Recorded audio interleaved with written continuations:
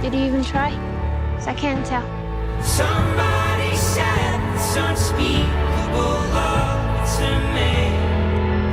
Where's your home? With my dad. Lift that burden off of me. I don't want to leave. Same thing that's wrong with you isn't wrong with me. Lift that burden off of me. Where are you guys headed? I don't think we knew where we were going. It remains to me.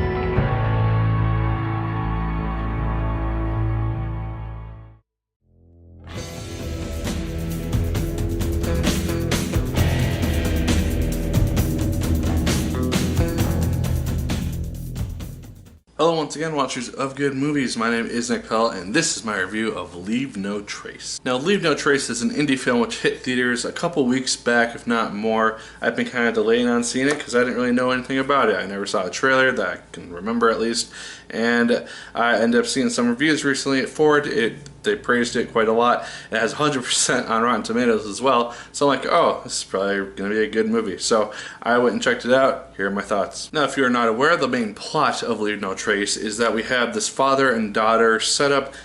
They are, for some reason, living in this forested area of a national park or some sort of park, which is private property or owned by the city or the state or something of that sort. And they basically live out in the woods, and to our knowledge, that's how they've been living their lives for the majority of at least Tom's life, the daughter. It kind of has a Captain Fantastic feel to it if you saw that film back from 2016, I believe. So it has that sense to it, but Captain Fantastic, in my opinion, had a better plotline. Eventually, this father and daughter, they are discovered, they're brought into custody, more or less, just to figure out what the heck's going on, and they're eventually settled down into this home. They eventually decide to leave and basically go on the run, venture up to Washington, and we have our kind of film from that point onward. Thomasin McKenzie is easily the star of this film. I would say the majority of the film actually focuses on her character for the most part and seeing the film through her eyes. Because when the film begins, she is very, very reliant and dependent on her father. She is starting to kind of make her own decisions and kind of like rebel per se, but she is generally very, very reliant on her father, doesn't really have any sort of issues with the way that they live their lives. And then over the course of the film, as she's kind of more introduced to modern technology and modern way of living, she begins to kind of want to stay in one location because she and her father move so very often that she never really has a place to call home.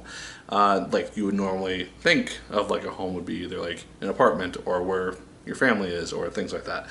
So her home is basically just wherever her dad is, and she doesn't have like a permanent set location. And so this is very much a coming of age story in a sense, as well as a film just about growing up and kind of beginning to become independent in a various amount of senses. And while I won't touch on the ending to the film or what leads into that per se, it does focus on those themes, and so that's something to kind of look forward to and keep in mind when you're watching the film. Ben Foster plays the father in this film. To my knowledge, I haven't seen him in a starring role in many other films or anything that I can think of, at least recently. And he plays this dad who is a military vet, and he has this sense of PTSD to him because we don't really know for sure what happened to him or what kind of caused the PTSD, but you do see that here and there, as like whenever he hears a helicopter, it kind of triggers something. You can just tell that based on Ben Foster's performance. I also thought that Thomasin McKenzie as well as Ben Foster, they both had really good chemistry with one another. You could really buy that it was a father-daughter relationship. My issues with the film are primarily with the plot though, because like I said,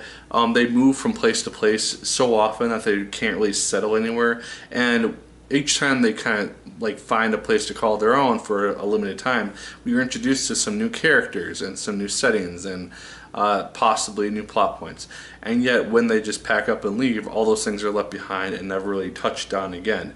And so I would have maybe preferred it if they had actually stayed in their initial relocated area and just focused on that plot line. I think it would have made it a little bit more interesting of a movie. And also, maybe I just missed something at some point, but as far as I could tell, there wasn't really any reason stated for why Ben Foster's character, the dad, thought that they had to keep moving all the time. They couldn't really stay in one place, or why he really felt forced and compelled to not get comfortable in one place for very long. Towards the beginning of the film, when they were still in the park, it made some sense because obviously they couldn't stay in one place for more than a short amount of time, otherwise they might risk being discovered or something of that sort. So it made sense in that capacity.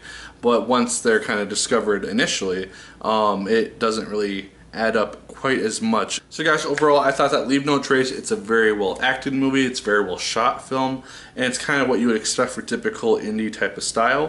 I just thought that the plot could have been a little bit more compelling, and I thought that it could have given us a little bit more backstory to Ben Foster's character as a whole. But overall, I thought it was fine. It was a good time. Go check it out if it is near a theater by you. And so guys, those are my thoughts on Leave No Trace. Let me know your thoughts in the comments down below if you have seen it. Did you like it as much as I did? Did you hate it more than I did? Let me know. Like, favorite, comment, and subscribe. Once again, if you so choose, I appreciate it immensely. And as always, my people, my name is Nick Pell.